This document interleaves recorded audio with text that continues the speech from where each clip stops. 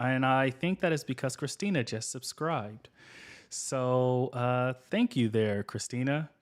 Now, with that said, to kick things off, yesterday at 3:11 a.m. Eastern time specifically, something happened that a lot of people didn't even notice, but it ultimately broke the internet.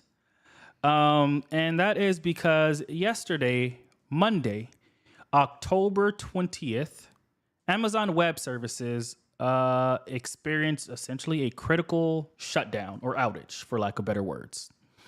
To some, this was essentially just another, tech glitch, but to others, it revealed something terrifying about how fragile our system actually is. And today we will take some time to dive into this a bit more. Now, with that said, what's good, everybody? This is the fourth episode of the Benson Report, and most of you guys know this already, but I've been kicking this down the road for a really long time, so I'm super excited to actually just start regularly getting these videos out on YouTube. If you're watching this on TikTok, the YouTube is Benson Report. Go and subscribe. We have, as of right now, 26 subscribers on YouTube, which is a big deal to me. I know that doesn't sound like a lot to a lot of people, but that is a big deal to me. That's a whole 26 people who said, hey, I want to, keep up to speed, learn more, and at the end of the day, become a better investor because of it. So I appreciate every one of those 26 people that subscribed. And if you haven't subscribed, go ahead, click on that subscribe button. It is titled Benson Report. That's where you'll see all of these old live videos also recorded so that you can go back and pick up either on some of the stocks of the day or, even just check how well some of our stocks have been doing, because in those old videos, I also do share stocks. It is good to see you, Pam and Keisha. And I agree with you, Christina. Christina said free self-improvement. Who doesn't want that? And for those of you that are new here, this is the Benson Report, where we essentially go over what's happening in the market, how this impacts all of us, and of course, how we are making money off of all of this. Diego, it is good to see you. And today's episode is titled The Internet Shut Down. And over the next 30 minutes, and I'm being very clear there, I haven't done this in the past. Over the next 30 minutes, meaning we're only going to be on here for 30 minutes, then we'll just jump straight into like Q&A, chopping it up at the end. Over the next 30 minutes, we are going to essentially go over first how the Amazon outage yesterday exposed something terrifying about our entire digital infrastructure.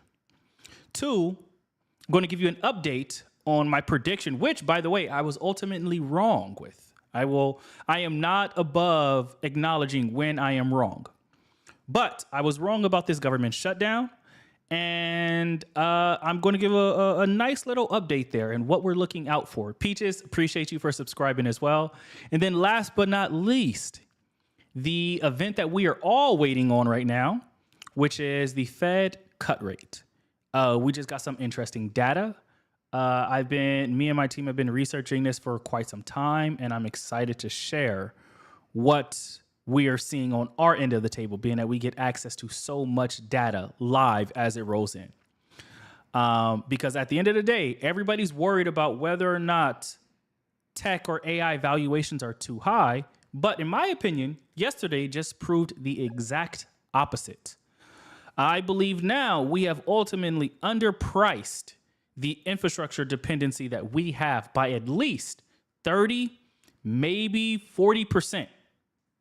Meaning we need to be comfortable paying a premium for the fact that, hey, we do rely on these players to handle it and do a good job at what they do. So the question isn't really, are tech stocks overvalued? The real question is what happens when 3 of the most important companies ultimately become 2. Today, we will be breaking that down. But before jumping into headlines, I do want to give a quick little update for every single person that is on Benson. About half of the people in the chat here are using Benson.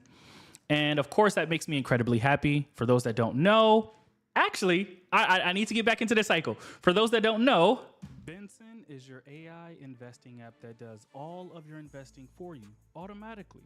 We research thousands of stocks each month and show you our best 10. Once you approve the ones you like, Jamie, thanks for the subscription. Buying and selling all automatically.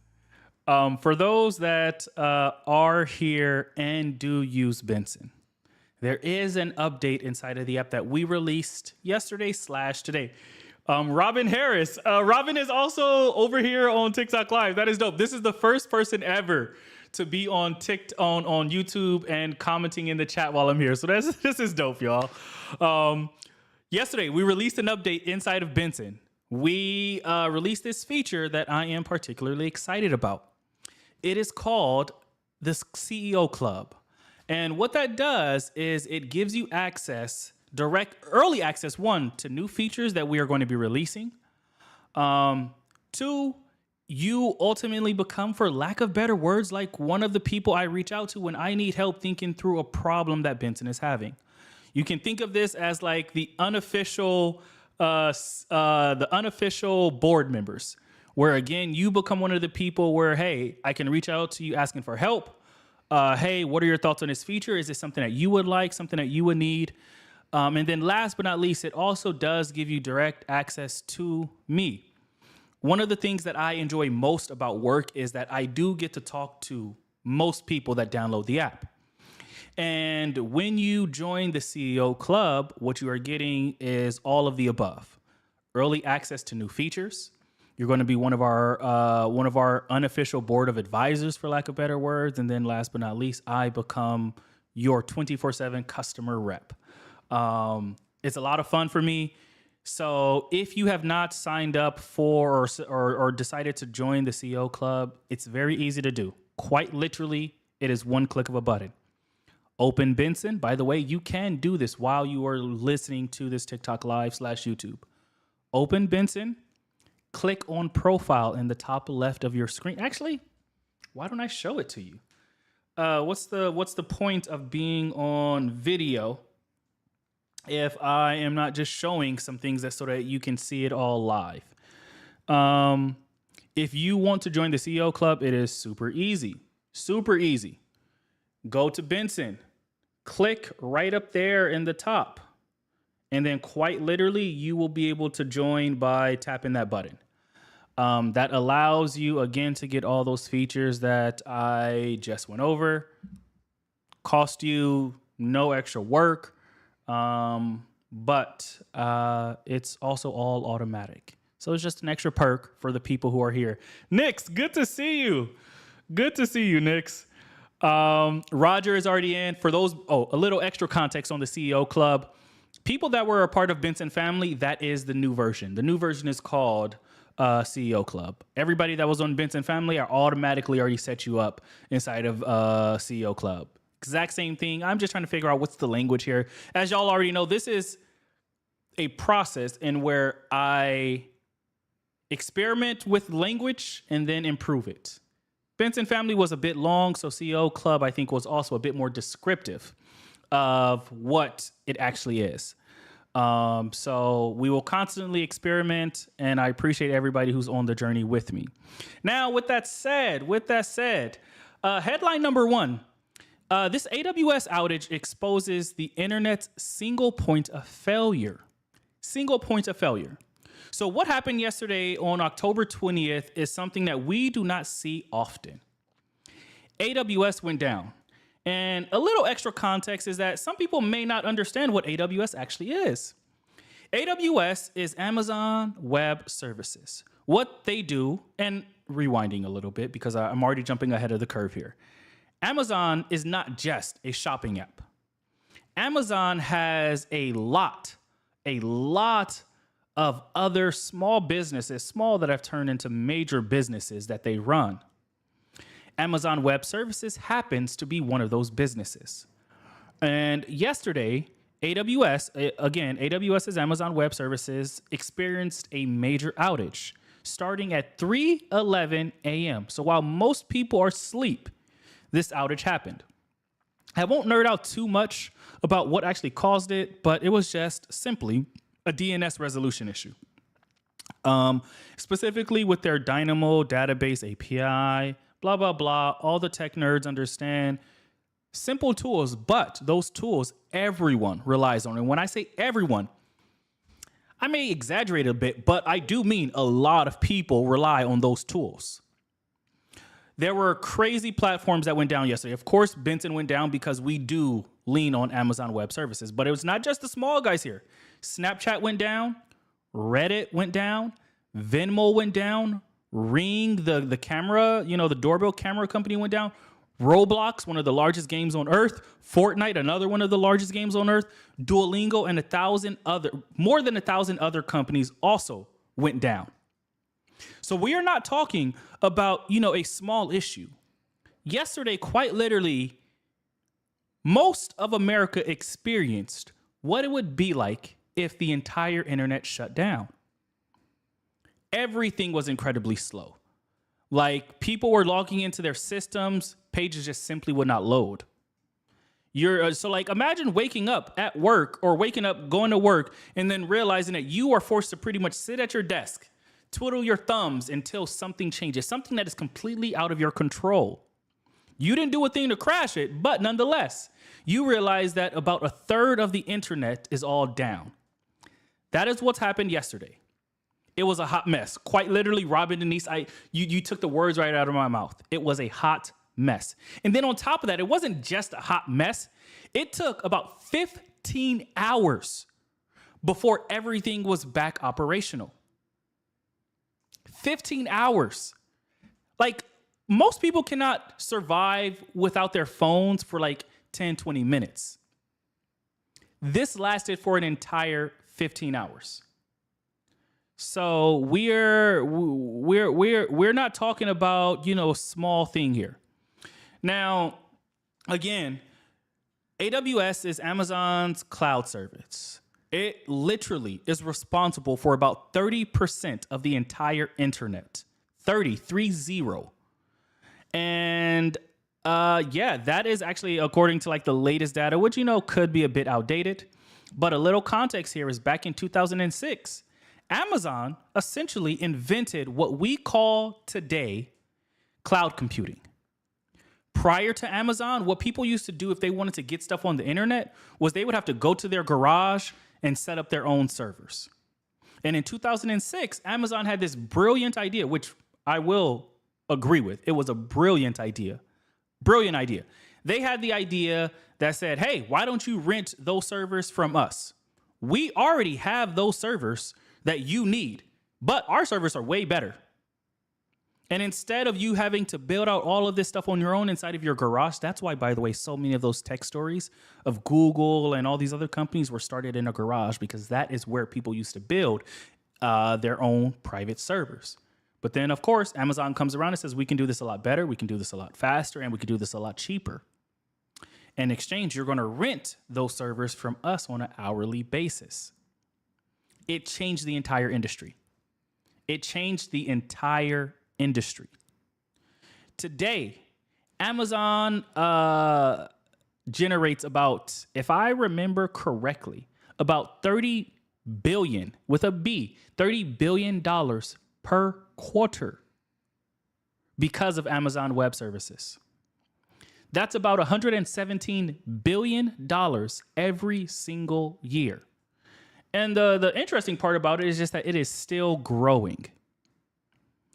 Now, the scale that Amazon is, that Amazon has right now is really difficult for most people, including myself, to comprehend.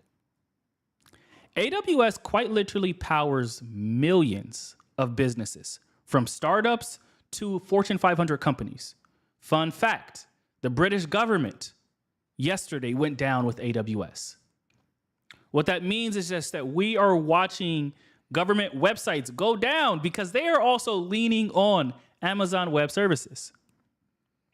The CapEx, which is basically capital expenditures, how much investments AWS is spending every single year, it is over $100 billion. What that means is just that every year, AWS is spending about $100 billion to improve and continue building their systems. $100 billion every single year to continue building and improving their systems. Yesterday was a perfect example of why those systems still need to be built out. Now, to be fair, as a startup guy, I understand mistakes happen. I don't understand what happens when a third of the world is leaning on your product, but nonetheless, I do understand when mistakes happen. I think on a personal note as well, that honestly, I am sort of happy about what happened yesterday. I'm happy because it really forced a lot of different things, a lot of different reflections. We got a lot of alone time, about 15 hours worth of alone time yesterday. But one of those things that it taught us is that we really, really rely on Amazon for everything. Two, for me on a personal note, for the people that are on Benson, you guys have seen the bugs that we've had to fix and come back. Stephanie, good to see you. You guys have seen the bugs up close. Now, I'm not saying I get happy about bugs. I don't get happy about bugs, but if I'm looking at Amazon and they still have bugs, I can be less frustrated with my team and myself more than anything when we see a bug. Amazon, one of the largest companies on earth, still has bugs. And that bug, happened to impact, a few million people yesterday. When we have a bug, it ain't impacting that many people. But I also think that it really taught us that we have undervalued the importance of these companies. And when I say these companies, I want to be very clear. There are 3 head honchos here. 3. That's it. Somebody said we need a backup plan, and I have bad news for you. There is no such thing as a backup plan.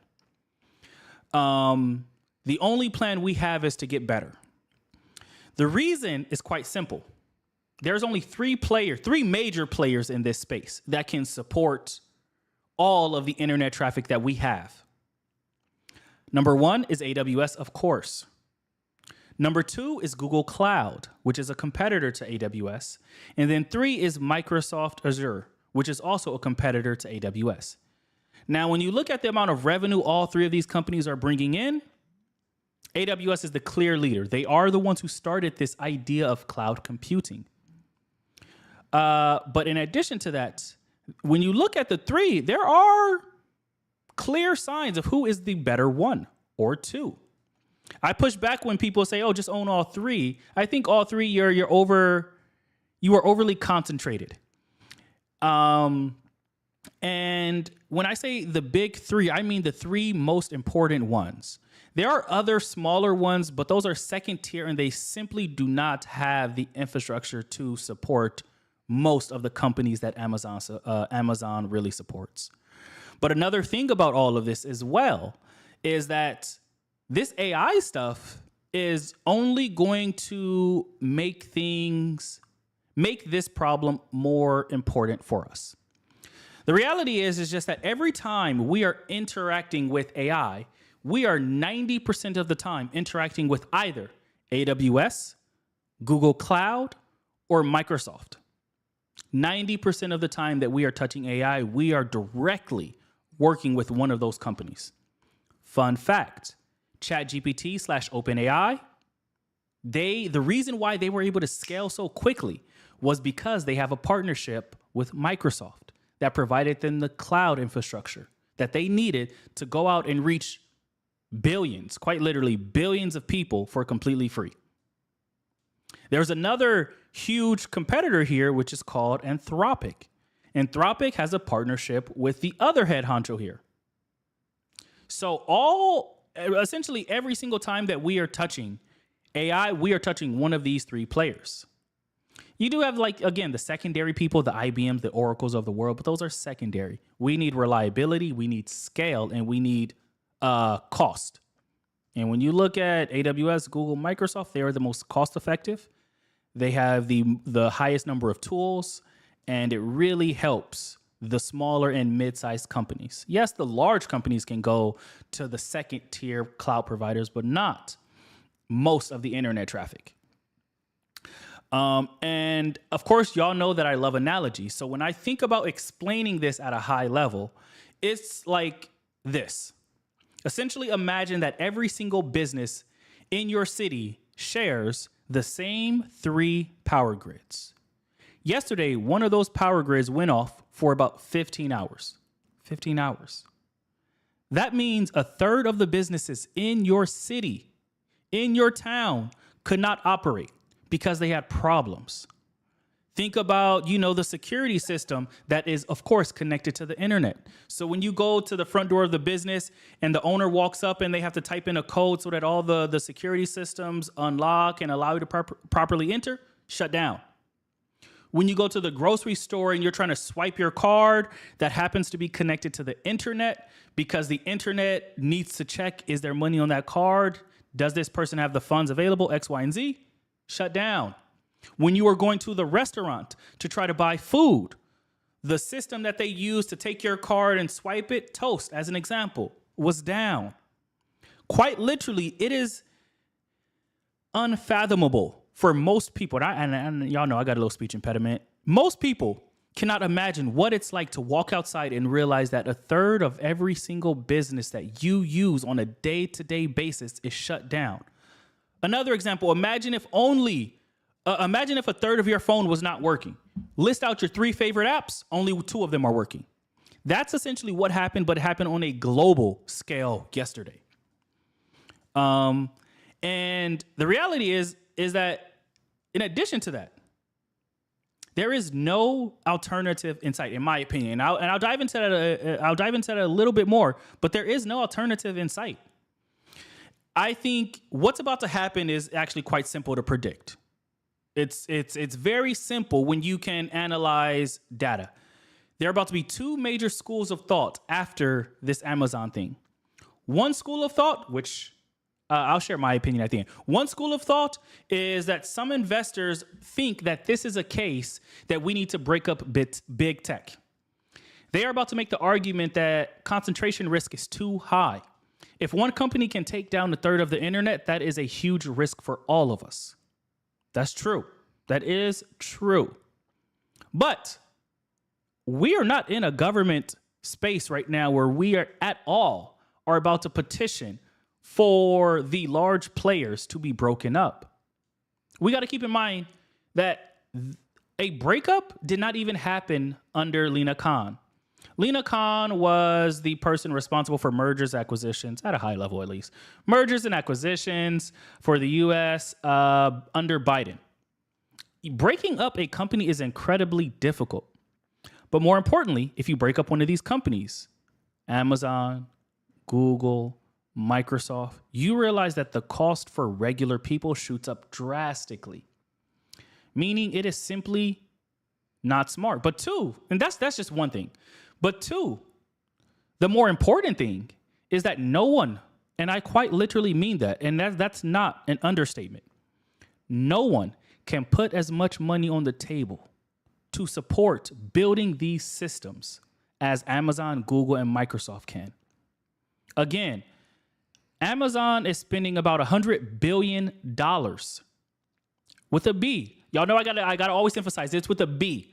I got a little lazy tongue and big lips. It's with a B. $100 billion every single year to improve these systems. Who else can spend $100 billion as an investment, hoping that something goes well in the future? No one else can do that. Maybe a few, sovereign governments, maybe a few of them, but none of these other companies can spend $100 billion to build out the infrastructure that we need. We needed, I would say, 5-10 years ago. We are still behind with the infrastructure that we need. But there are only a few players, and when I say a few, again, we're talking about 3 players who can build out the infrastructure that we need. Amazon, Google, Microsoft. Each of them are spending about $100 billion every single year to get their leg up on having improved infrastructure. My school of thought and the other side is that other people now actually believe this strengthens the case for AWS. We now, and again, I believe this, we now understand that building stable data centers are going to cost billions of dollars. None of these other companies can do that on their own. We cannot do that on our own. And the reason why Amazon and AWS are able to do that is because they will say, hey, Amazon, the shopping division, brought in a lot of money. We're going to push, 20% of that over to AWS. AWS, that happens to be, I don't know, a few $100 billion. AWS is then going to say, cool, we're going to take that and start building out other tools. AKA, that's how we got here today. If you break these companies up, that system of taking profit from one division and putting it towards an investment, aka AWS, breaks completely. What does that mean? It's just that every single person that uses these services are going to see their price shoot up drastically. We are not willing to experience that pain for the idea of, hey, I don't want to be at risk. No matter what, baby, you are at risk. We have to acknowledge that. We live in a country where we benefit because of risk. There is no way to absolve ourselves completely of all risk.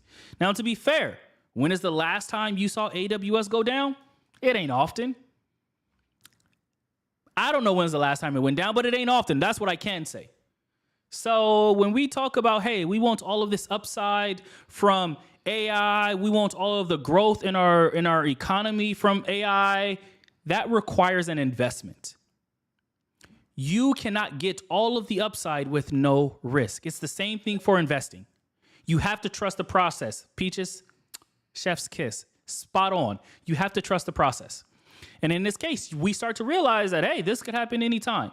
Now, there are some things that companies can do, which is they can simply say, hey, if one goes down, we have a backup. But again, that costs extra money because, you need a complete copy of your entire infrastructure on a whole nother cloud provider. Expensive. And as we can tell, not even like a Duolingo does that. A Duolingo, by the way, is a publicly traded company worth a lot of money. I don't have the number off the top of my head, but worth a lot of money. They don't even do that. Fortnite, which is one of the largest games on earth, also doesn't do that. So we have to be honest here. We are beholden to the luxuries that we have. We love the benefit of those luxuries, but we have to acknowledge that those luxuries do come with some sort of extra cost. And the cost here is simple.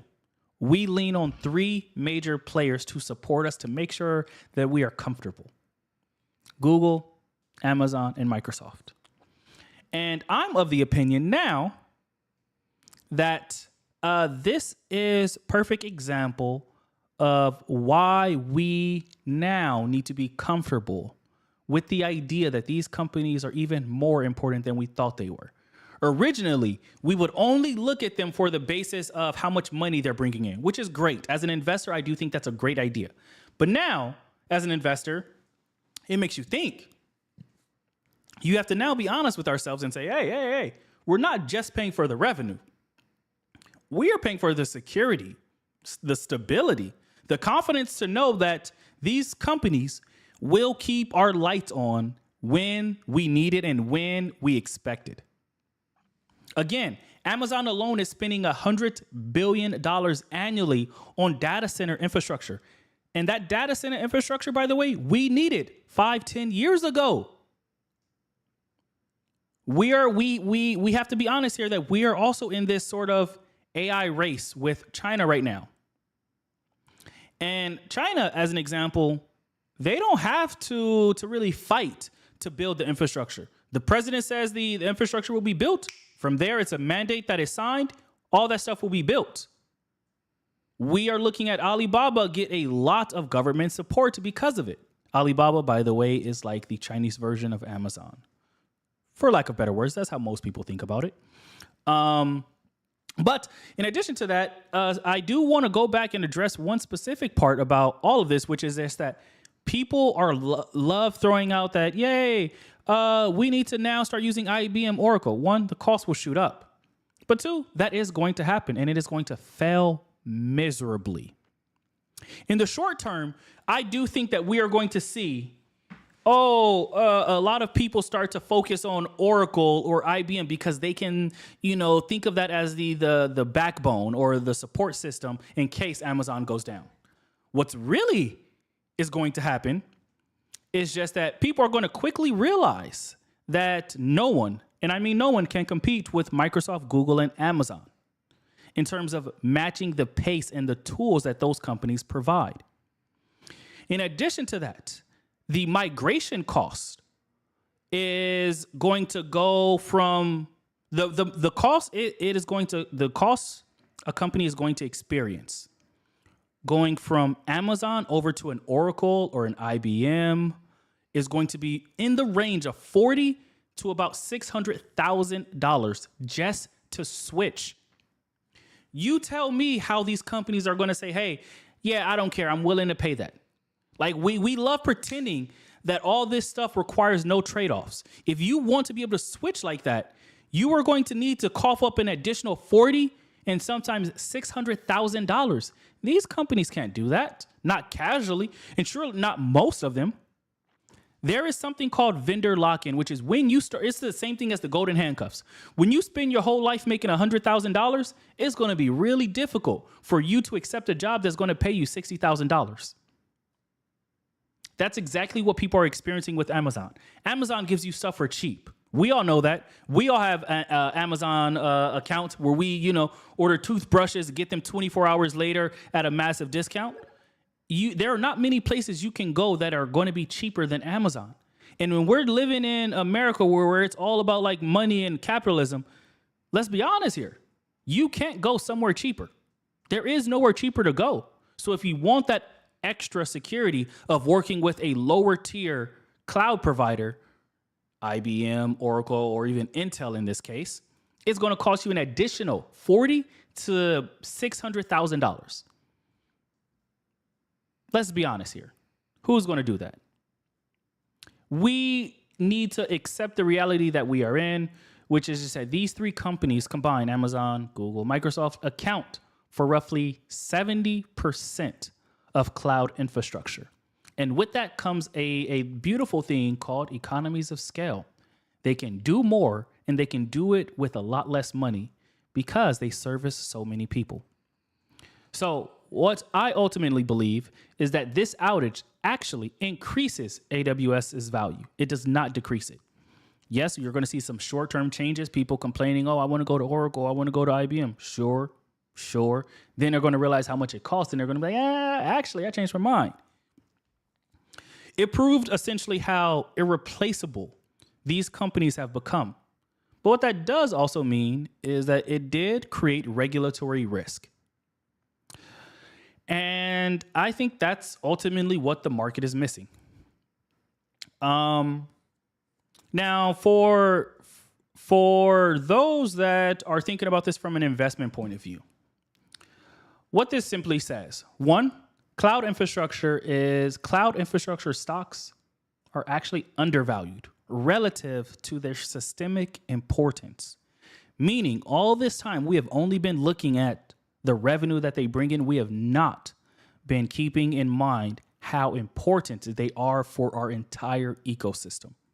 If they wanted to, no joke, if they wanted to, they can increase prices by 10% and nobody's going to switch. They won't do that, but they could increase price by 10% and people won't do a thing because they realize that, those second tier players just won't cut it. It still will be cheaper to stay with the Amazon. And my opinion now that we have seen this in real time, where again, a third of the internet all shut down. My opinion is that we need to start treating these companies more like software companies. Yeah, maybe not. Maybe not. Let me retract that statement. I think they need to be more treated like utility companies. That's actually better. Utility companies. They need to be treated more like utility companies because at the end of the day, we cannot survive without them. By the way, we just got somebody who joined the CEO Club. Davies, welcome. If you are here.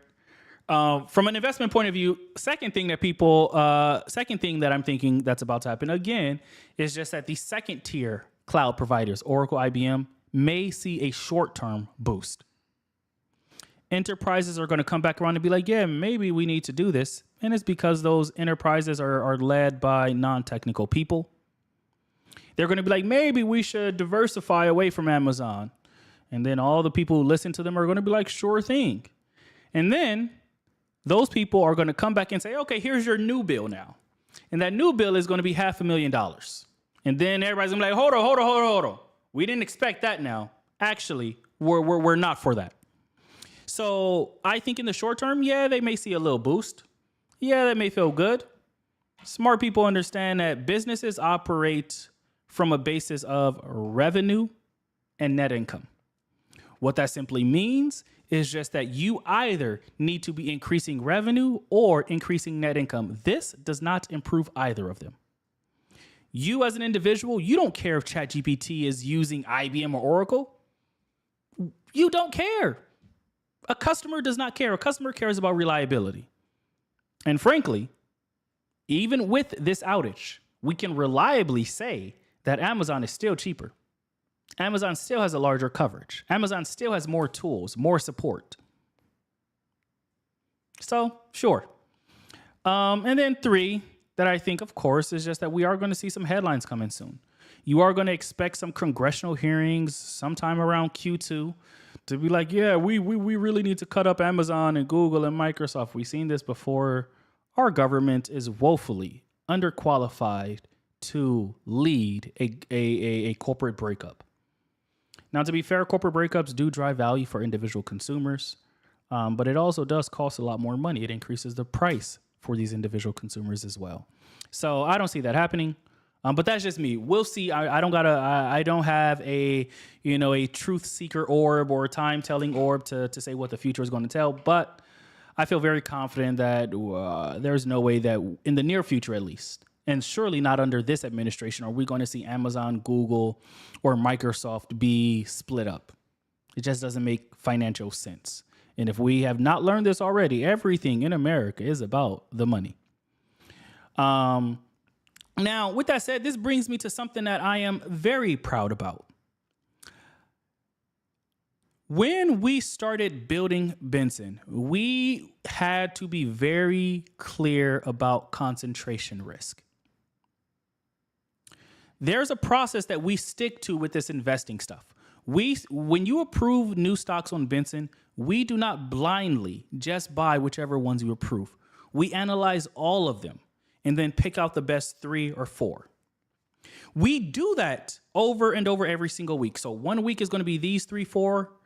The next week is going to be another 3 or 4. We don't simply buy the same ones every week.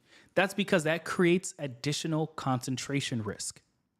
And I say that because people don't understand risk until it smacks you in the face. We started buying gold back in about February or March while everybody was only focused on AI. And it was because we started to realize gold and tech move in opposite directions. So when gold shoots up, tech is sort of down. When tech is up, gold is sort of down. Now, we did have a small period in which they were operating close to similar stages, but nonetheless, we have been very intentional about making sure that we are not too concentrated in individual companies. I think a perfect example, we had a lady I spoke to quite literally today where one of our stocks, I'll actually say the name of the stock with us.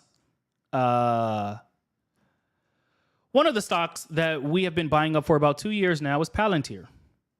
No surprise, Palantir is a phenomenal company. However, her Palantir is up about 170% with Benson. By the way, she hasn't had to do a thing.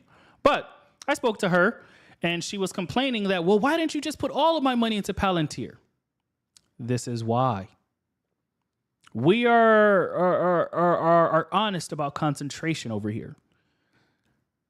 Imagine if one simple thing happens to impact Palantir, and then your entire portfolio drops because of that.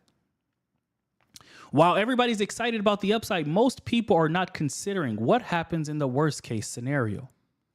So when I say like there's a benefit to using AI to help you out with this investing stuff, and of course, shameless, not so shameless plug, that's exactly why we created Benson AI. There is a benefit because it has context about all of the things that you simply don't care about until it's too late. Everybody wants to ride the wave up. Nobody is actually thinking about what happens when things turn. The best thing that they can say is, oh, I'm going to sell perfectly. Yeah, we know that that's not true. Behavioral finance proves to us that we are illogical. We lean on our emotions. So when we talk about concentration risk, clearly I'm nerding out a little bit on this investing stuff, but when we talk about concentration risk, what just happened with AWS is a perfect example.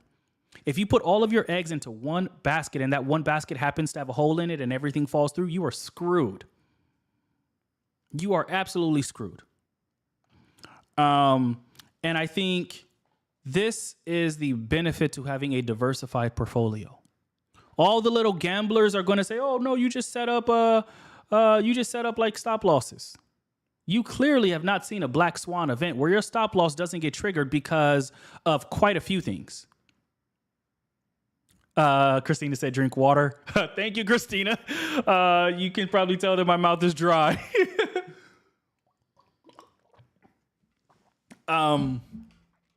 There's so much more to creating a well-balanced portfolio. Risk is one of those things. Yesterday, we saw what happens when you ignore risk. Now, imagine if this happens to have been, a third of your portfolio and your portfolio dropped 30% all overnight. You'd be crying. But that's the benefit for those that are not on Benson. That's your cue that we are going through very volatile times. It probably helps you to have, some a little support with this whole game. And that's exactly why, again, we are rotating the stocks that we're buying every single week. You are not ever going to be able to notice a pattern because there is no pattern. And that's beautiful. That's beautiful, in my opinion. I'm Dex. What's good? Now, with that said, while everybody's focused on this outage with Amazon, we got to keep in mind that Amazon is spending over $100 billion annually, every single year to improve their systems. Not many other people can even compare, cannot even fathom the amount of money that is. But in addition to that, we are glued to these Amazons, the Googles, and the Microsofts of the world. Said otherwise, their moat is not shrinking at all. That just told the entire world that you need me. Get in line, follow lead. That's exactly what Amazon just told us. And everybody else is now saying, yeah, we will pay a little extra to be comfortable. So watch over these next few years. Now, with that said, headline number 2 is that I was completely wrong. And as you guys know, this is my space to be vulnerable, to be honest, to talk about the good and the bad. This is not ever a place to pretend that, I have a orb that I can see into the future. I look at a lot of data, but in some cases, we are wrong. Isaiah, stop spamming the chat or I'm going to block you. With that said, I was wrong about something. I was wrong about the fact that my prediction, if you were to go back and look at my prediction on video number 1 on YouTube, I think, which was my first, again, YouTube video, I said that my prediction was that this government shutdown was going to be over by the 14th or the 15th. We are on day number 21, approaching day number 22. I was completely wrong. I thought that I was confident at that point in time because I was just like, there's no way we are going to be that stupid to allow this to continue and reach the point of long-term shutdown. The economy cannot tolerate any more mess. And then I woke up and realized, where are we? We are in 2025, where we've been dealing with more mess all year. It's been more and more and more. Now, I'll start out with saying, again, my prediction was wrong. I was hoping for 14, 15 days. We're on day number 22. I was wrong. I can admit that. Does that change how I think about my long-term portfolio? Absolutely not. So I'll start there. This does not mean, oh my God, everything is about to go to the pooper. But we got to be honest that some stuff is looking quite scary right now. We're on day number 21, going on to day number 22 of this government shutdown. As it stands right now, over 500,000 federal workers have been furloughed. Specifically, 620,000 federal workers have been furloughed. I'll say that again. 620,000 federal workers have been furloughed. Approximately 1.5 million people. 1.5 million people are working without pay as it stands right now. And essential worker services are continuing, but there have been major shutdowns because of it. National parks have been shut down. NNSA nuclear weapon agencies have furloughed about 1,400 staffers. Federal judiciary is furloughing more and more people every single day as they start to run out of funds. And then more importantly, economic data, the releases for that economic data is all being delayed. And then on top of that, we wake up in the morning, quite literally today, and realize that our Senate is repeatedly failing to advance the stopgap funding. Republicans are floating this idea of longer. We're heading into the busiest travel season. Very true. Republicans are floating this idea that we are about to see a longer shutdown and blaming it on the Democrats. Now, let's be honest. Y'all can look at my skin and guess who I voted for, but I'm going to try to be as apolitical as possible when I say this. We are watching Republicans blame Democrats and Democrats fight for health care. We have a education gap in this country. We have people that are saying, I hate Obamacare, not realizing that Obamacare is the same thing as the Affordable Care Act. Meaning, most of those people that are saying, I hate Obamacare, they just hate Obama. Hold on. 1 second. Just got a little pop-up that I need to approve. Hold on. There we go. Hold up. Boom. Okay, I should be back now. Ooh. Hold on. I gotta redo this, y'all. Give me a second here. TikTok just popped up and said that I need to approve of this. Cool. Let's see. Hannah, good to see you. Silver Fox, good night. Ooh.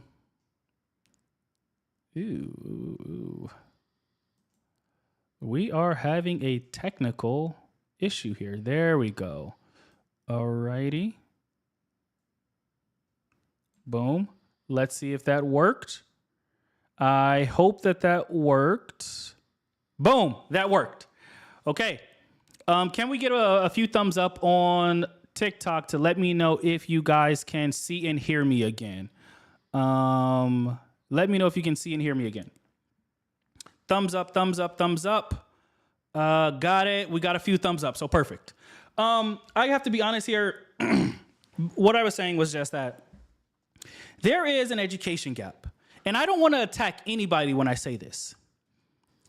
I want to simply say that we have our elected officials lying to people. I'm not here to blame a Republican in their state to say they are the ones at fault here. Our elected officials are lying directly to their constituents and saying that, yeah, you should hate Obamacare. Why is that a lie? Because without Obamacare, you don't have health care. plain and simple. And if you do have healthcare, your costs are going to shoot up drastically, a few hundred or a few $1,000s every single month. And because we don't know how to hold our representatives, specifically our Republican representatives, hands to the stake to say, are you telling the truth? And if not, you are required to tell the truth. We now have this education gap. And this is a problem because you have Republicans telling all of their constituents that this is a Democratic shutdown or a Democrat shutdown. And that's unfair because it is not a Democrat shutdown.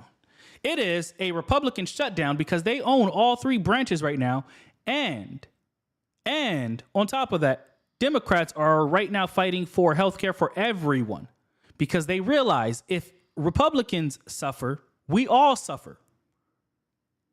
We don't have the luxury of saying only Democratic state or Democrat states can get health care. That's just not a possibility. We have to take care of everyone. And honestly, that is what's happening right now. And unfortunately, we are seeing our Republican representatives essentially say, hey, no. We will discuss healthcare after you sign this bill that strips away those healthcare budgets. And it sucks. And it sucks because they're getting on the news and coming up with these, what I might add, it is catchy. They do have catchy phrases. That's one thing that the Republicans are good at. They are good at having catchy phrases. A Democrat shutdown. It's words that everybody can regurgitate. They're taking pieces from the Trump playbook and saying, let's apply this on a grand scale, on a national scale. They do have a good job. They do have a good history of being able to do that. I can acknowledge game where I see game.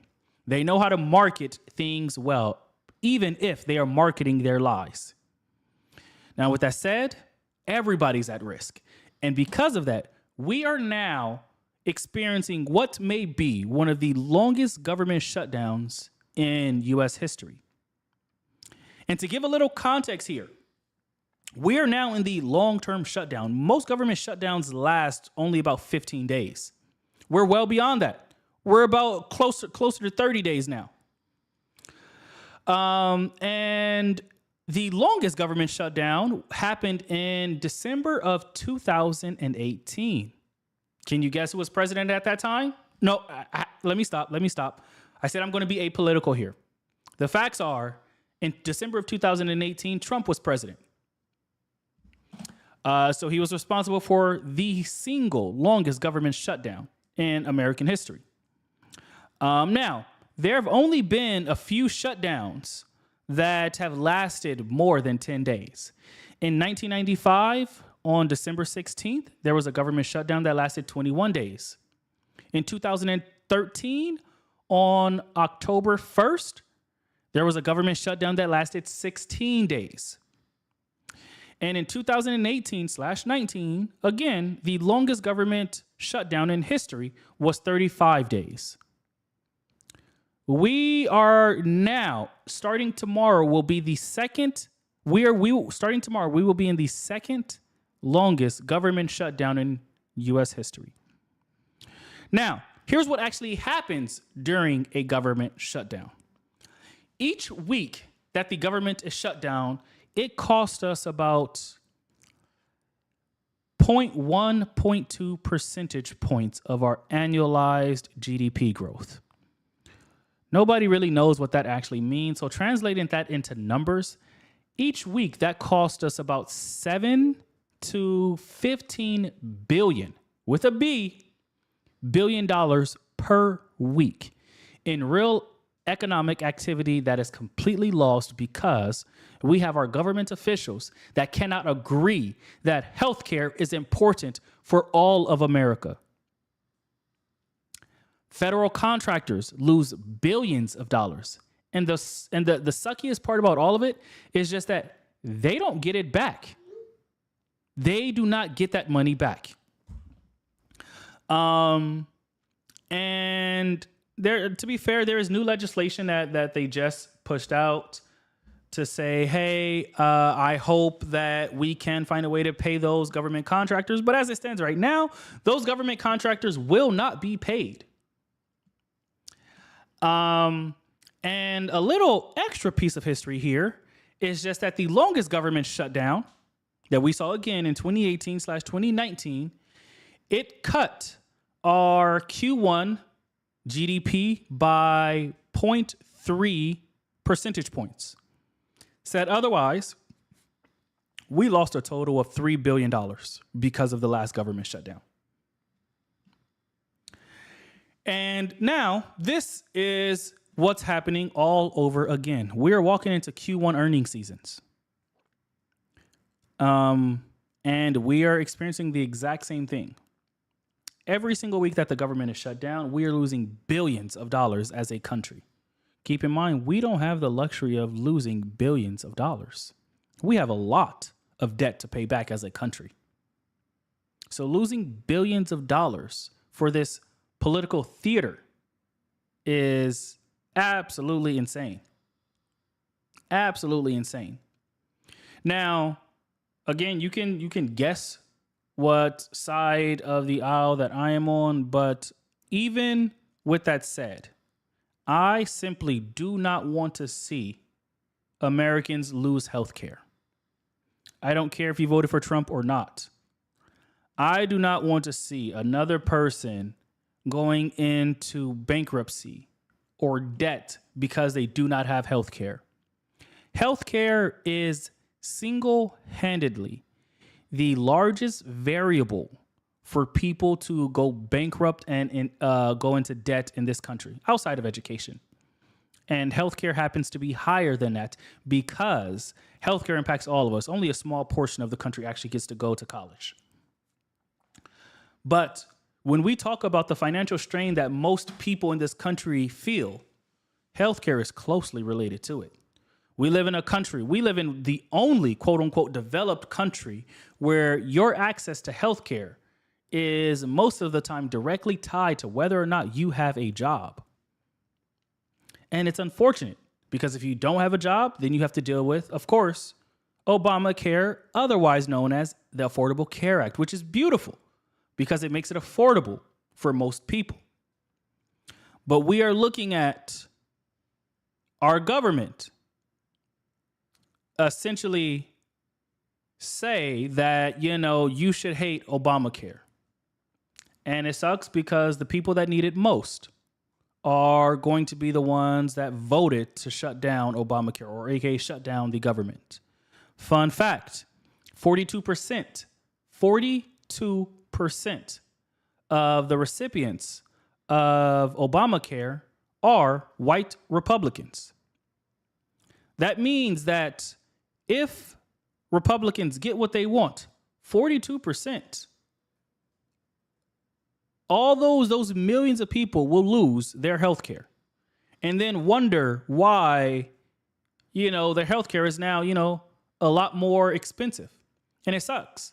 And I don't blame them for that. I blame their representatives for lying to them, not explaining that, hey, Obamacare actually benefits you. Without Obamacare, your costs are going to be a few $1,000s every single month. And again, you're on SNAP right now. You can afford a few extra $1,000 every single month. But again, this is why I think as I get older, I start to realize that, one, I need a little more patience. I think I used to be very angry at, to be fair, I get angry at a lot of things, but I think I used to blame and get angry at, Republicans and Democrats for that matter, for their stances on things. And the older I get, I start to realize that both sides of the parties have been lied to. I do not agree with how, as an example, Democrats have handled our budget. That's a case for another day. But I also don't agree with how Republicans are lying to their constituents to say that you don't need Obamacare. It sucks. And I think in the past, I used to get angry, like, how can you not educate yourself on this?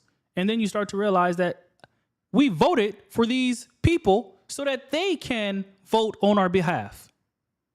That is what we have. We have an indirect democracy. We elect people who we are supposed to trust to vote within our best interest.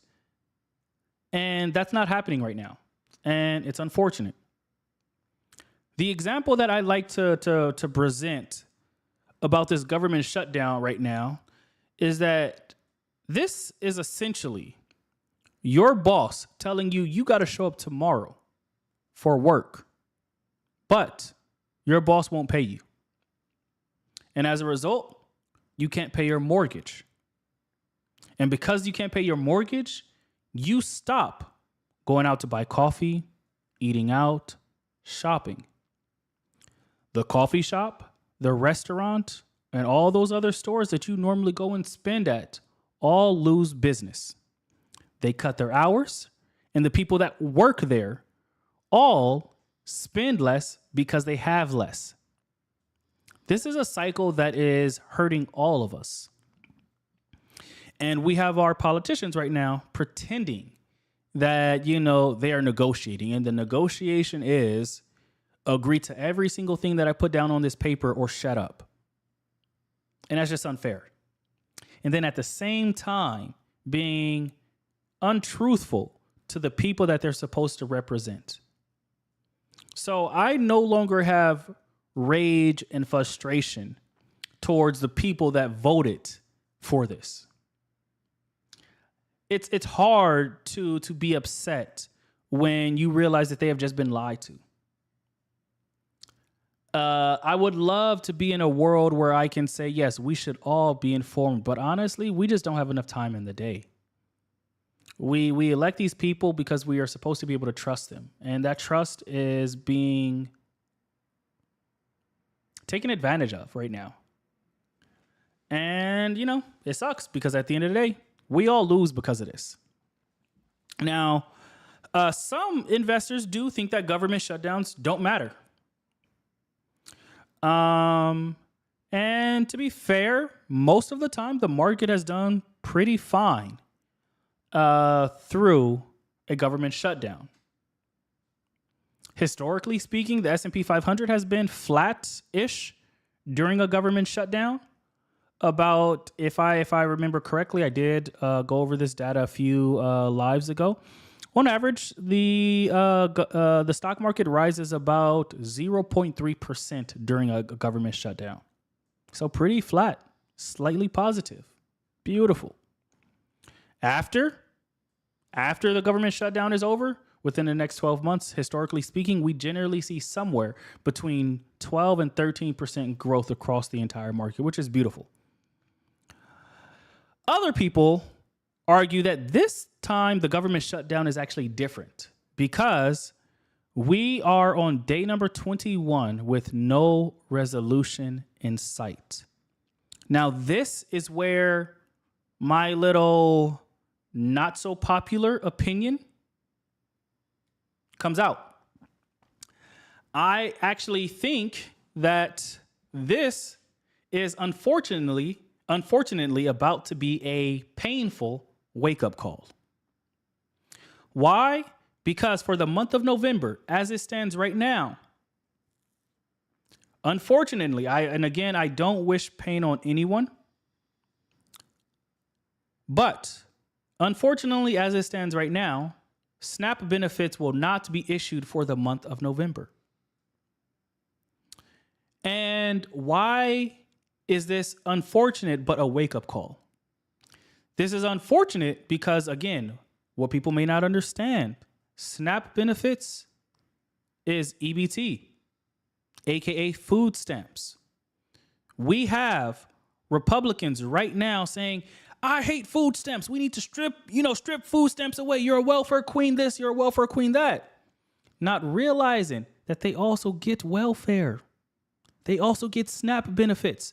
They also get food stamps. But again, the Republican Party is really, really good at marketing. I cannot underscore that enough. They are really good at marketing. They're going to tell you that, perfect example, back to the healthcare. They're going to tell you that, hey, the Democrats want to give healthcare to immigrants. That's impossible. That's quite literally impossible. They are not eligible, denotatively speaking, even though they still pay their fair share of taxes. But hey, that's another story for another day. And in this case here, we're about to recognize that for the month of November, the people that voted and the people that did not vote for this, aka the people that said this was going to happen, are all going to suffer. And this is a wake-up call, a painful wake-up call, because there are people who now will not get their food stamps for the month of November. And it sucks. And then we have to be honest. And I'm hoping that this translates to a moment of like clarity, which is, I don't care a single thing about that Democrat over there that I've been told is my enemy. Why am I not getting the benefits that I need? Y'all know that I need food stamps. Why am I not getting my food stamps? What's going on here? You said that you were going to vote and behave in my best interests. And we are seeing that that is not the case now. And the month of November, when we're supposed to be celebrating, walking into the holiday season, doing Thanksgiving, getting ready for Christmas. Yo, this ain't the time to start playing with people's money. The good thing is just that this, in my opinion, will create fire. And this fire is going to push, hopefully, our representatives to start thinking logically, which is there is no reason that the Republican Party has been on vacation pretty much for the last 3 months. They have only worked 3 weeks out of the last 3 months.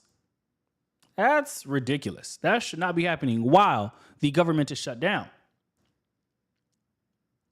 This time, people are arguing, rightfully so, that there is no resolution in sight right now, which is unfortunate. It's really unfortunate. This generally translates to a few other painful things. Consumer confidence drops. We lose confidence in our country. We lose confidence in our elected officials. Some people need to have a little less confidence. I also agree that what Jamie McGee just said, which is just that those elected officials, in my opinion, should not be getting paid either. If your constituents are suffering, you should be suffering. So let's make sure our incentives are aligned. But that's not the case right now. They still get their nice hefty 6-figure paycheck, while their constituents are suffering, worried about whether or not they're going to get health care or whether or not they're going to have access to health care. And in the near term, worrying about whether or not they will have food stamps.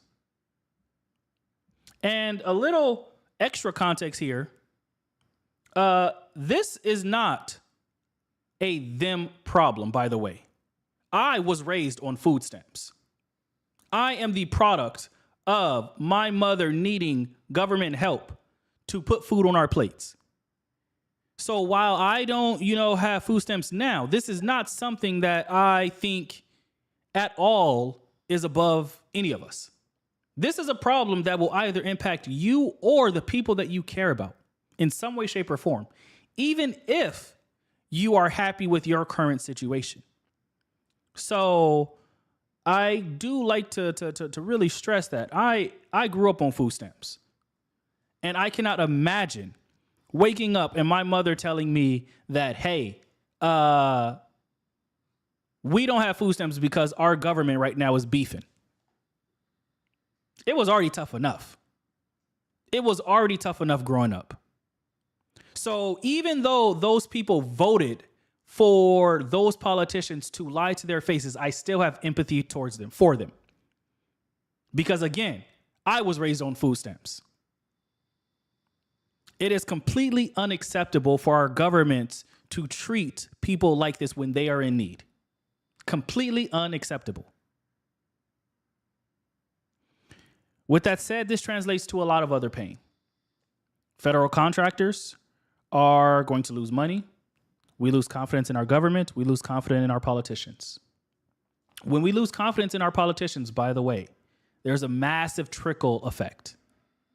That massive trickle effect is that, frankly, people stop voting.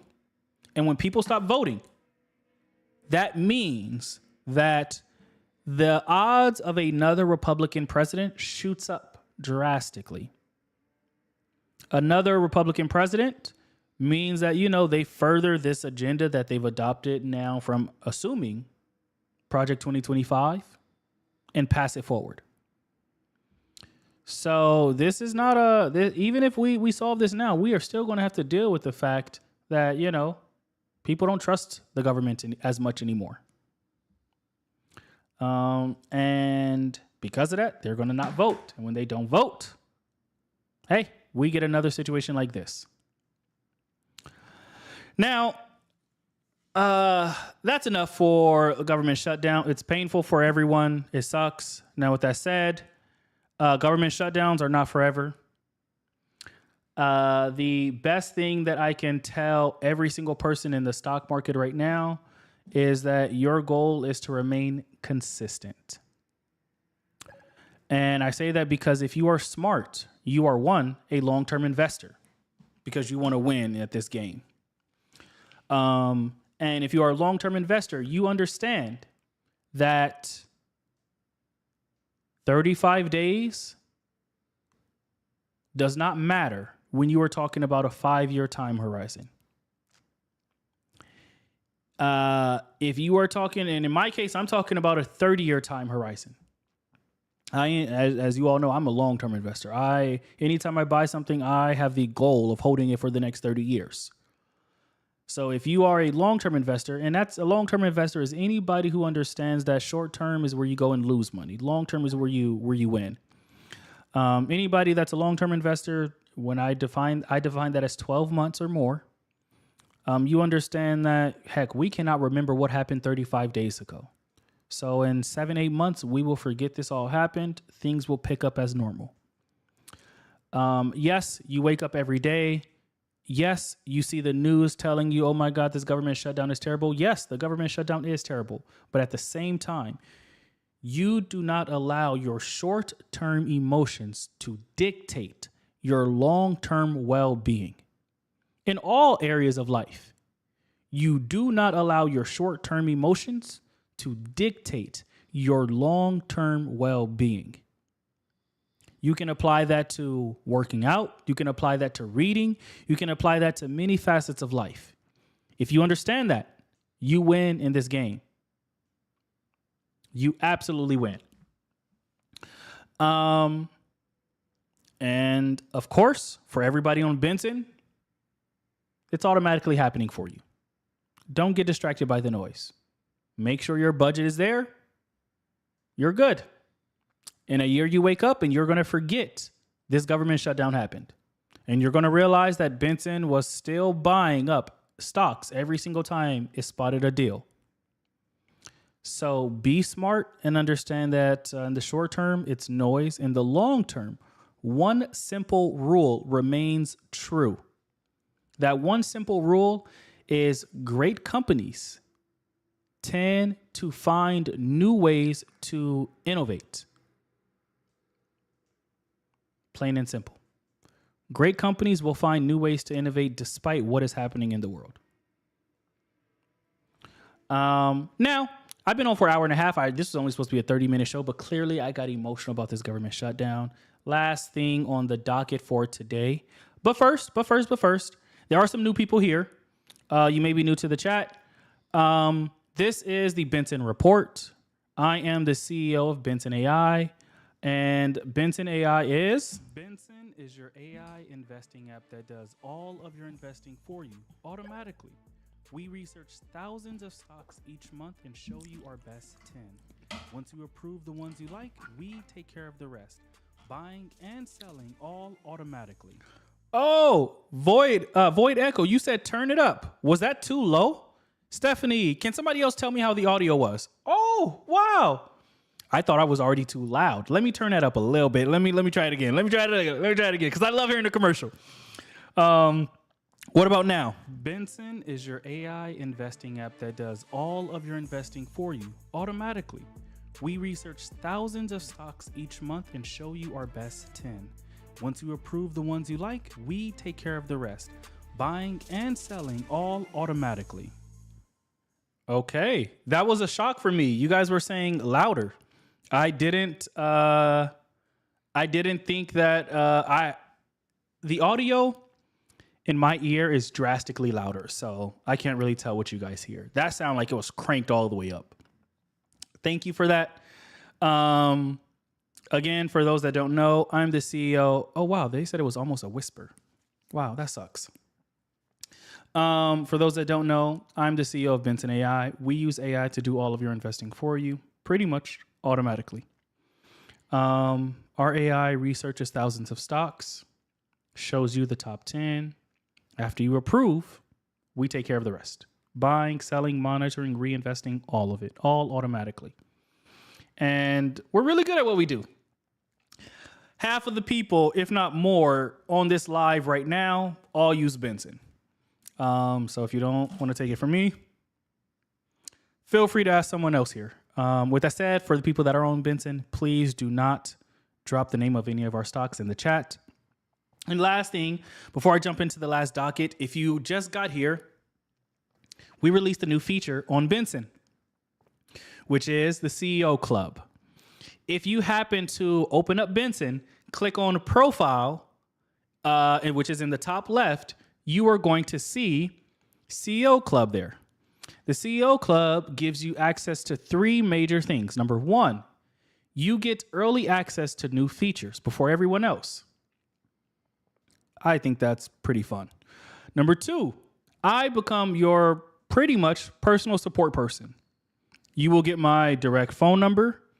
And anytime you need something, you let me know. And then last but not least, the one that I am personally excited about is that, for lack of better words, you become my unofficial board. When I'm thinking about new features and want to get your feedback, you were saying, hey, you can hit me up, ask me about it. I'll tell you the pros, cons. I hope you think through whether or not it'd be useful for me. And then another silent perk that I don't talk about too much is that occasionally what will happen is that I will also hit you up and be like, hey, by the way, we just released our top 10 stocks. My favorite one on the list is this one and that one. So then you also know, what I'm personally excited about. And granted, all of our top 10 stocks are amazing, but sometimes some of the names are so small that you're going to skip by it. You're not going to care. And then that's going to be the same stock that jumps up 13, 14% in the next 2 weeks. Miss Pierce, good to see you. She just joined the CEO Club. That's dope. By the way, that is one of my closest boys' big sister. So it's really dope. In addition to that, last thing, everybody on Benson also gets a daily podcast where I update you on what's happening in the market, why it's helpful, what you need to know, how does this impact you. It's like 60 seconds long. But if I have said all of that and you are still not convinced to go ahead and download Benson, good luck to you. With that said, let's move on to the last and final point of the day, which is the Fed rate cut.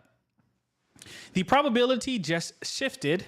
And right now, what we are seeing is that the futures market is saying loud and clear what they believe. What just happened is that the Fed funds futures is pricing in a 99% probability of a 25 basis point cut, which we are now looking at happening somewhere around October 28th or 29th. And on top of that, likely another one in December. Federal Governor Chris Waller said on October 16th, actually, that he supports another 25 basis point cut, citing softer labor market and inflation is getting close to the target.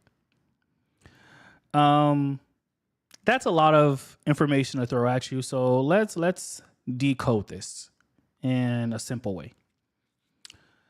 The Fed funds is essentially what people use.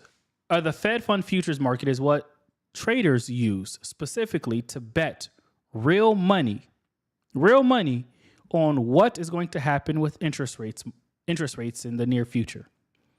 Right now, there is a 99% chance that we are going to see an interest rate cut by the end of this month and another one in December, to the point where people are putting money behind it, meaning this is not, I believe it and I'm going to sit on the sidelines. Like, no, you got to put your money where your mouth is. And people are doing that right now, which, I think is absolutely important.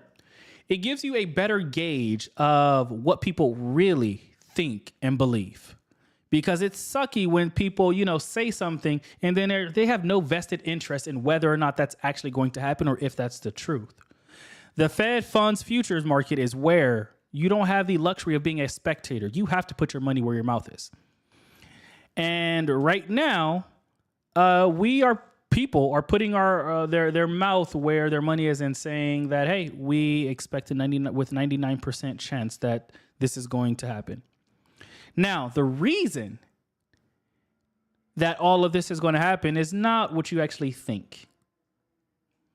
The reality is that our federal governors realize that they don't have a choice pretty much. Because our government has been shut down, they don't get data. And because they don't get data, they have to make assumptions based on what they see. And what they're seeing right now is that people are nervous. People are concerned about the state of the economy. And with inflation getting to reasonable levels, they have to be mindful that their job is, for lack of better words, to minimize the amount of pain that people are feeling right now. And because of that, they are saying, hey, we don't really have a choice but to essentially reduce interest rates. Now, why do we care? One, we care because that means the cost of your everyday life goes down. The credit card that you swipe every day, and hopefully you pay off your bill in full every month. Hopefully you do that. But if you don't, this impacts you. This impacts you because they are going to be decreasing the interest rate. And that is directly tied to whether or not, or that's directly tied to the amount of interest that you are charged with your credit card.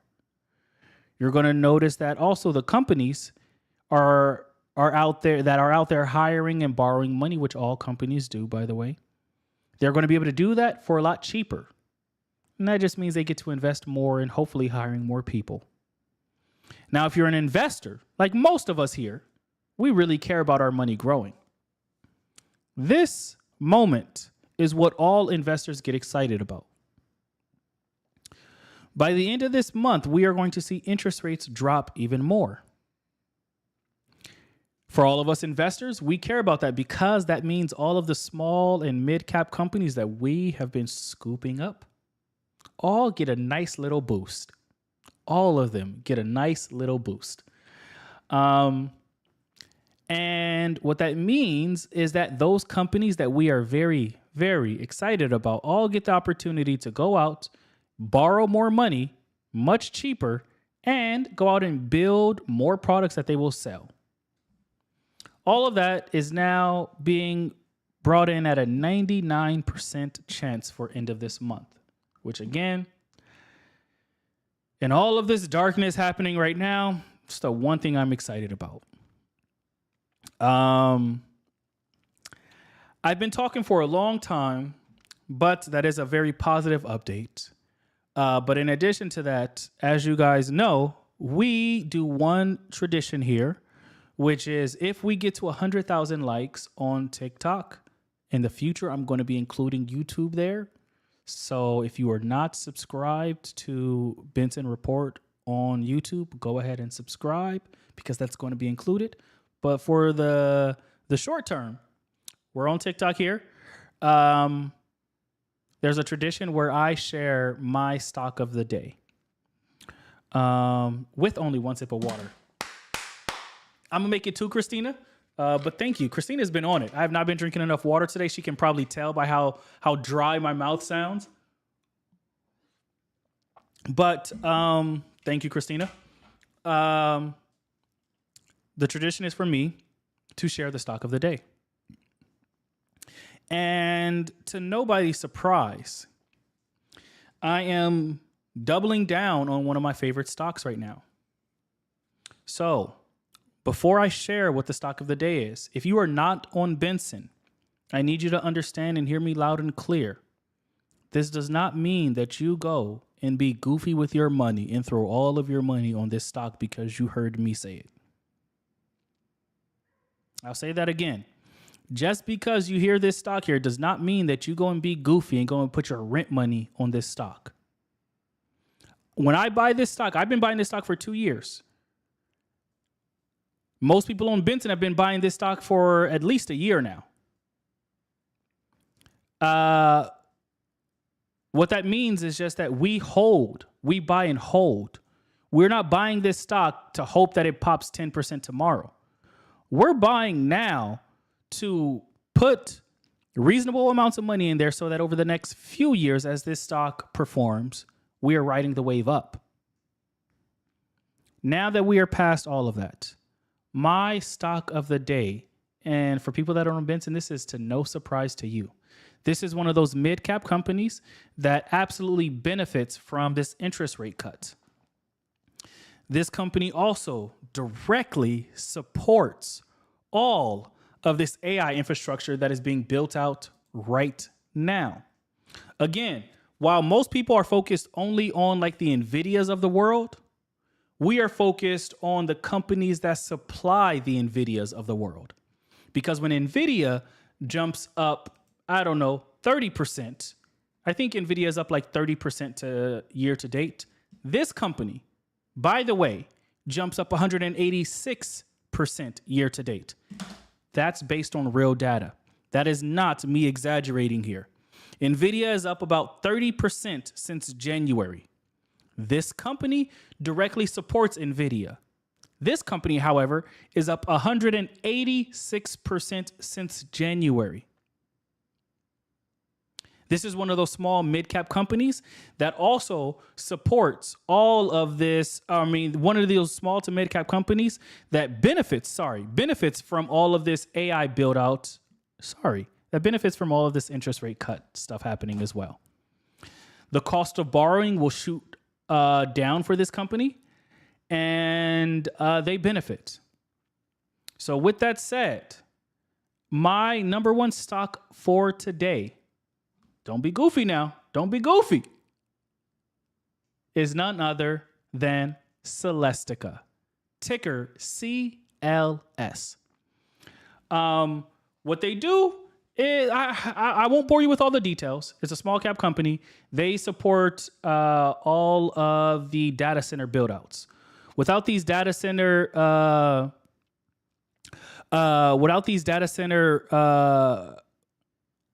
Celestica, these data centers essentially don't exist. Chips are just one piece of the pie, and Celestica provides all of the other stuff. Mainly, they focus on the networking solutions. So, with that said, somebody said, would people stop Celestica? Tell me what you mean by that, Tanisha. Or Tanisha? Oops, the would people stop was when I was typing something else. Okay, what she said was a typo. But with that said, Celestica is the stock of the day. Don't be goofy. Don't go and put your rent money. Don't just throw all your dollars at Celestica. Again, we focus on diversification. If you're on Benson, of course, you likely already have Celestica. And it's exciting. Celestica is one of those stocks for us that when we see nice dips, we jump in. Friday, if I'm correct, most people picked up some more Celestica. Friday of last week. Stephanie, I see you. Burrows, I see you as well. Michael, I see you as well. Somebody asked a really good question, by the way. The question was, I wanted to ask, if people stopped shopping, would that hurt the market in the consumer's favor? Yeah, everything at the end of the day is directly tied to consumers. People stop shopping, yes, it would hurt the market. It has to happen at over a really long period of time. It's not something you're going to see immediately, but yeah, it does hurt the market. And in the consumer's favor, that means if you're smart, one, you're on Benson. I'll say that right there. If you're smart, you're on Benson. But two, that means the market will go down. Smart investors will scoop up, those good assets while they are cheap. Lisa, I see you just approved Celestica. Great job. Pam said, I missed the whole live. I have to go back and watch it on YouTube. For those that don't understand what Pam is talking about, all of what we just covered was recorded and shared on YouTube as well. That is because the goal is to make sure that even if you missed it, you do have access to it. All you have to do is go to YouTube, type in Benson Report. And from there, you will be able to see the last 4 lives that I've done. This is my 4th video on YouTube. This makes me super happy. I've been kicking this off for a really long time. Really long time. Groove asked a question, and he said, is Benson AI completely automatic, or do I need to give input? It's 98% automatic. The only input that you need to give it is we are going to show you our top 10 stocks. If you like any of them, you just click approve. That's all. That process takes like 2 minutes over the course of a month, and everything else is automatic. Somebody asked, are we on Android? Unfortunately, not. We are a very small company. We've had over 40,000 downloads at this point. Our goal is really to focus on making sure that the people who are on Apple right now are getting the experience that they are paying for lack of better words. We have a lot of really dope features inside of the app, but at the end of the day, our goal is to do one thing well first. Somebody asked, can they invest in Benson? Unfortunately not. We are a private company, but we can help you with investing. Now, there is a little plug that I can give for the Android people, which is within the next 2 weeks, we are going to be releasing a newsletter. That newsletter will give you access to our top 10 stocks every single month. We'll be releasing that in about 2 weeks. We have not released it just yet, but we will in about 2 weeks. And granted, you won't get all the automatic buying and selling and monitoring that Benson does for people, but you will know what are our favorite stocks. What I've seen a lot of people do is what they will do instead is buy an old iPad or an old iPhone and just say, hey, I will use that for Benson. If your budget permits, I think that will be way better than, the newsletter. But, if you have no other option, the newsletter is the next best thing. You have an iPad? You can use Benson then. I will be announcing it as soon as we get it live. But yes, we will be releasing the newsletter in about 2 weeks. Now, with that said, you guys have my stock of the day. We went over the 3 major important things for this docket. I'm going to end it out with my final tradition.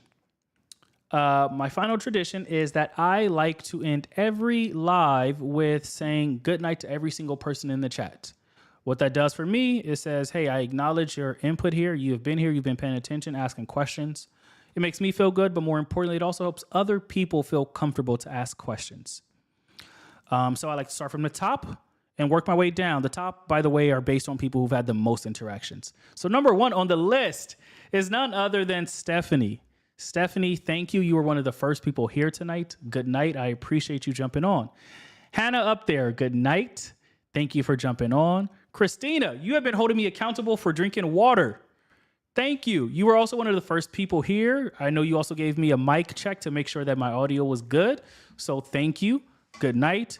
Peaches 16, good night. Sandra Taylor, good night. Void Echo, thanks for the good questions. Good night. I am Dex, good night. Lisa, I saw you just approved Celestica. Great job, Lisa. Good night, Lisa. Pam, Good night. As always, great to see you here. Another plug. If you have not subscribed to Benson on YouTube, go ahead and do it. It's called Benson Report. You can watch this another time. Keisha, good night. Jamie McGee, good night. Tanasia, thank you for the good questions. Good night. good night. Naridia, I may have pronounced that incorrectly. Sorry. Good night. Peanut Butter Me Too. I really want to know how you got that username. Peanut Butter Me Too. What's the story there? Tyrone Brisbane. Good night. Marnay. Good night. Is that Marcel? I think that is Marcel. If that is Marcel, good night. And if it's not Marcel, Marnay, good night. ATL, Home Matchmaker, good night. The Grinch, good night. Evan Lau, good night. Denise Schofield, good night. Watchman, good night. Miss Pierce, good night. Thanks for joining the CEO Club. Again, if you're on Benson, there's a new feature out. It's called the CEO Club. Go to your profile, click on Join CEO Club. You get a lot of extra little perks, completely free, no extra charge. Go ahead and do it. It doesn't hurt you at all. Evan Lau, I see you just queued up an order for Celestica. Dope. D. Wayne, good night. Mr. Brahma, good night. Elevate Your Hustle, good night. Shadow Low and Light, good night. Biggs, good night. T-Born, good night. Mr. J Nasty, I don't know. Good night. Memphis Morocco, good night.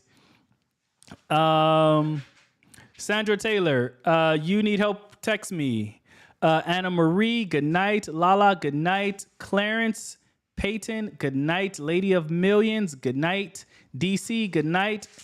No, Sandra, text me right now so I can help you out.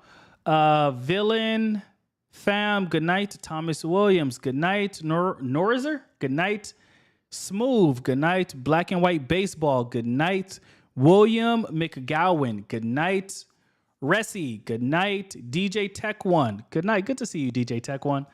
User 261-806-626, good night. Lori Moore said that she just joined. If you're referring to joining Benson, I'm also going to shoot you a text in a few minutes. If you're saying you just jumped on the live, we are getting off, but you can go to YouTube and watch this directly on YouTube. I see a few people just joined the CEO Club. Renee, welcome to the CEO Club. Tara, welcome to the CEO Club. Dexter, welcome to the CEO Club. Sharon, welcome to the CEO Club as well.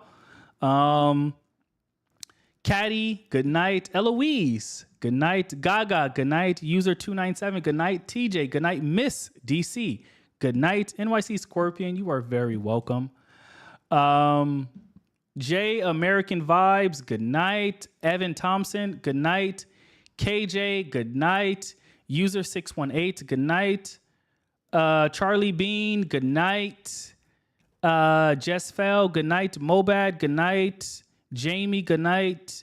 Tiara Nicole, good night. Carl, good night. G, good night. Leggy, good night. BB Complex 1, good night. M Brown, good night. We are only for iPhone. If you have an iPad, that will work though. Mike Goldberg, good night. Leon Williams, good night. Tom Tart, Piper, Dearest, Hazel, Tunde, Douglas Strong, Limbo, Bev, 4455, Sergi, good night. Mel, good night. Lady T, Miss Kanadi, good night. RLJ, good night. FDW, Jose, Arlene Gordon, Shushu, Angelica Life Insurance Agent, good night. Foxbud, Malcolm, good night. Kiera Caddy, good night. User 735, Chris Charles, Joseph, good night. K Power, good night. Again, if you missed this live, it is on YouTube. Type in Benson Report. This is the Benson Report brought to you by Benson AI. For those that don't know what Benson AI is, last one here. Benson is your AI investing app that does all of your investing for you automatically. We research thousands of stocks each month and show you our best 10. Once you approve the ones you like, we take care of the rest, buying and selling all automatically. With that said, y'all, I'm out. Good night. Logging off.